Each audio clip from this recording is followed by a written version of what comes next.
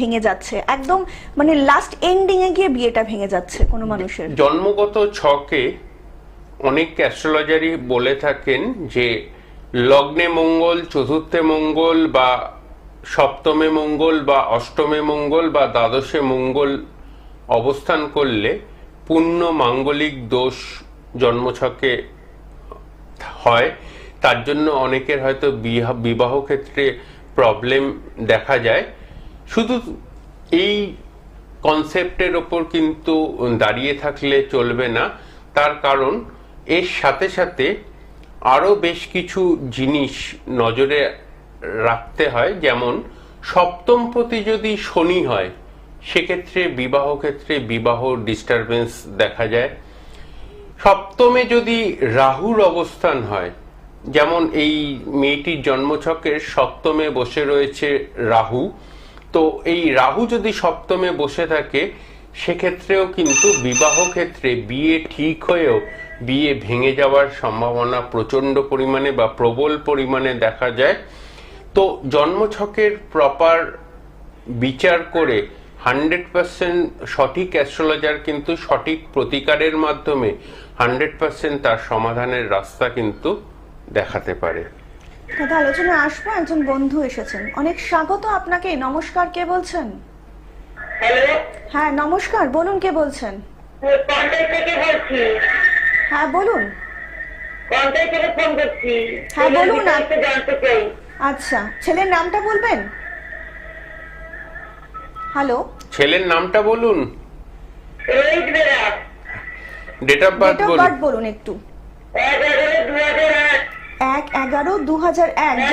2008। শুনতে পেলাম না, শুনতে আস্তে আস্তে বলুন। আস্তে একটু বলুন। 1/11/2001 জন্ম তারিখ, তাই তো? 2008। 2008। আচ্ছা, জন্ম সময় বলবেন? 8:45 সকাল। সকাল 8:45। জন্মস্থান? 8:45। 5:45। 7:45। 5:45। 5:45। আচ্ছা, জন্মস্থান বলবেন? কন্টাই। কন্টাই। আচ্ছা, আপনার ছেলের যে জন্মছক আমি দেখতে পাচ্ছি তাতে পূর্ণ মাঙ্গলিক দোষ রয়েছে। এই মুহূর্তে আপনার আমার কাছে প্রশ্ন, ওর পড়াশুনোটা কেমন হবে, বোর্ড এক্সামের রেজাল্ট কেমন হবে, এই দুটো প্রধান প্রশ্ন, যার জন্য আপনি আমাকে ফোন করেছেন। ঠিক বলছেন নির্বাণ? নিশ্চয়ই। হ্যাঁ। আমি বলছি রাশি নক্ষত্র মানে লগ্ন রাশিটা কি হতে পারে বলুন তো? বৃশ্চিক রাশি, তুলা লগ্ন, লগ্নে বসে রয়েছে মঙ্গল, পূর্ণ মাঙ্গলিক দোষ করেছে। এই পূর্ণ মাঙ্গলিক দোষের প্রপার ওয়েতে প্রতিকার করুন। চতুর্থে বসে রয়েছে রাহু, চতুর্থস্থ রাহু এডুকেশনাল হ্যাম্পার্ড করছে এবং পড়াশোনায় একদম মনোযোগ নেই। ঠিক বলছো নির্বাণ? নিশ্চয়ই। হ্যাঁ। সত্যি কথা বললো তো? সত্যি বলছি, আগে এখন চঞ্চল হয়ে গেছে, পড়াশোনার প্রতি চঞ্চল হয়ে গেছে। আমাকে যে মুহূর্তে প্রশ্ন করেছেন আপনি কোনো কথা বলেছেন? আপনার শুধু ডেট অফ বার্থ শুনে, ছেলের ডেট অফ বার্থ শুনে আমি বলছি, একটা কথাও কি অমিল হয়েছে? না, ঠিক কথাই বলছেন।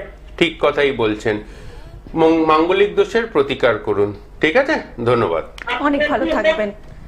নিচে যে বুকিং নাম্বারটা রয়েছে অনুষ্ঠানের পরে কিন্তু যোগাযোগ করে নিতেই পারেন। আপনাদেরকে আরো একবার জানিয়ে রাখি, এটা লাইভ অনুষ্ঠান এবং ভীষণ ছোট্ট পরিসরের কিন্তু অনুষ্ঠান। যে সকল মানুষেরা ফোনে হয়তো দাদাকে এখন পাচ্ছেন না, তারা কিন্তু অবশ্যই অনুষ্ঠানের পরে নিচে যে বুকিং নাম্বারটা রয়েছে সেখানে কিন্তু যোগাযোগ করে নিতেই পারেন। আপনার যে কোনো রকমের সমস্যার জন্যই কিন্তু আচার্য অনির্বাণ কিন্তু সর্বদা প্রস্তুত রয়েছেন। দাদা, এই ফোনটার দৌলতেই আমরা একটু জিজ্ঞেস করছি, সেটা হচ্ছে এই যে মাঙ্গলিক, এটা নিয়ে কিন্তু ভীষণ মানুষের মধ্যে একটা ভীতি রয়েছে। ভীতি তো 100% রয়েছে এবং বহু ক্ষেত্রে মাঙ্গলিক দোষ যে ভীতির নয় তা না, কিন্তু কোন মাঙ্গলিকটা কোন স্টেজে গিয়ে কি প্রবলেম করবে সেটা কিন্তু খুব ইম্পর্টেন্ট।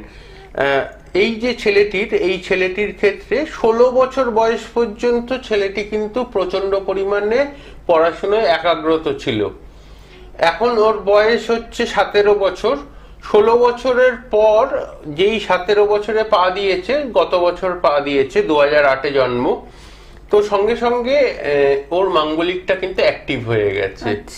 কোন এজে কোন মাঙ্গলিক দোষে কোন হাউসে ডিস্টার্ব করবে এখানে লগ্নে বসে মঙ্গল তার চতুর্থ দৃষ্টিতে চতুর্থ ঘরটাকে ড্যামেজ করেছে এবং চতুর্থ ঘরে রাহুর অবস্থান রয়েছে। চতুর্থ ঘরে রাহু এবং মঙ্গল ছন্নছাড়া দোষ করেছে, প্লাস মাঙ্গলিক দোষ রয়েছে। তো এডুকেশনাল ক্ষেত্রে এই প্রবলেমটা কিন্তু তার হায়ার স্টাডিজ, পড়াশোনায় অমনোযোগিতা, পড়তে না চাওয়া, এই জিনিসগুলো তৈরি করেছে।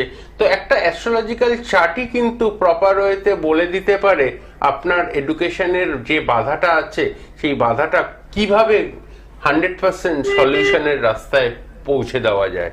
একদম দাদা, আলোচনায় আসবো। একজন বন্ধু এসেছেন, অনেক স্বাগত আপনাকে। নমস্কার, কে বলছেন? দিদি মধ্যগ্রাম থেকে বলছি। বলুন, আমার সম্বন্ধে জানবো কি? আপনার নামটা একটু বলবেন। অভিক চক্রবর্তী। আচ্ছা, আপনার জন্ম তারিখ অভিক বাবু? 20 জানুয়ারি 1997। 20 জানুয়ারি 1997। জন্ম সময়? 11:35 AM। 11:35 AM। আচ্ছা, জন্মস্থান? জন্মস্থান হলো বারাসাত হসপিটাল। বারাসাত। বৃষ রাশি, মেষ লগ্ন।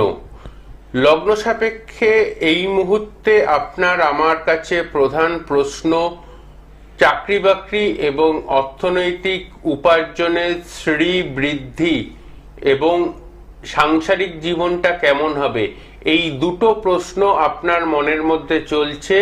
তার জন্য আপনি অনির্বাণকে ফোন করেছেন, ঠিক বলছে অনির্বাণ? নিশ্চয়ই।